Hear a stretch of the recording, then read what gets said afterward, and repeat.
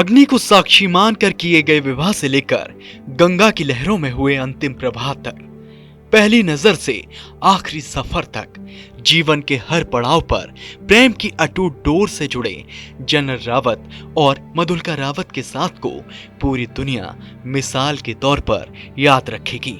रावत दंपत्ति के जीवन के हर मोड़ पर यूं तो तमाम चुनौतियां रही होंगी, लेकिन उनके जन्म जन्मांतर से परे अमर संबंध के सामने मौत भी मानो हार गई। कभी ईश्वर को साक्षी मानकर दोनों ने एक दूसरे का हाथ थामा था, तो वहीं अब हरिद्वार में मां गंगा की गोद में जाकर दोनों हमेशा हमेशा के लिए इतिहास के पन्नों में अपनी अमिट छाप दर्ज करा गई।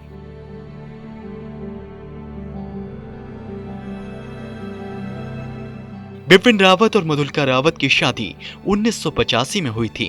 मधुलिका रावत ने अपने पति बिपिन रावत का डोली के बाद से कभी साथ नहीं छोड़ा। दोनों अक्सर साथ ही दिखाई देते थे। मधुलिका ने जिंदगी के हर उतार चढ़ाव में अपने पति का हर कदम पर साथ दिया। इतना ही नहीं, अंतिम समय में भी वो उनके साथ ही थी। मधुलिका अपने घर को संभालने के साथ साथ सोशल वर्क में भी काफी एक्टिव थीं। वे आर्मी वाइफ्स वेलफेयर एसोसिएशन की अध्यक्ष थीं।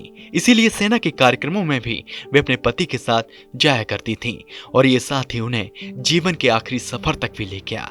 और तमिलनाडु में कुदरत के हुए क्रूर फैसले ने दोनों को इस संसार से जुदा कर दिया, लेकिन फिर नहीं टूटा, नहीं छूटा और बिल्कुल भी कमजोर नहीं पड़ा मधुलिका और बिपिन रावत के प्रेम का बंधन, जो जीवन के सबसे बड़े उत्सव मृत्यु के बाद हमेशा हमेशा के लिए अजड़ अमर हो गया।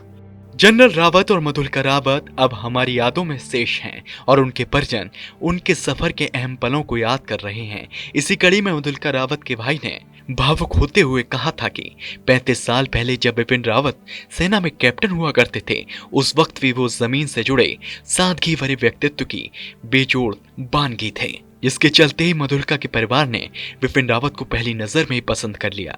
सच तो यह है कि किस्मत ने उन्हें मिलवाया था और किस्मत ही उन्हें साथ ले गई और उनकी सच्ची अमर अजड़ प्रेम कहानी को हमेशा हमेशा के लिए पूरी दुनिया के सामने एक मिसाल के तौर पर पेश कर गई। वीडियो पर अपनी प्रतिक्रिया कमेंट बॉक्स में दें और देश दुनिया की तमाम बड़ी खबरों से बाखबर रहने के लिए TV9 भारतवर्ष को सब्सक्राइब करें।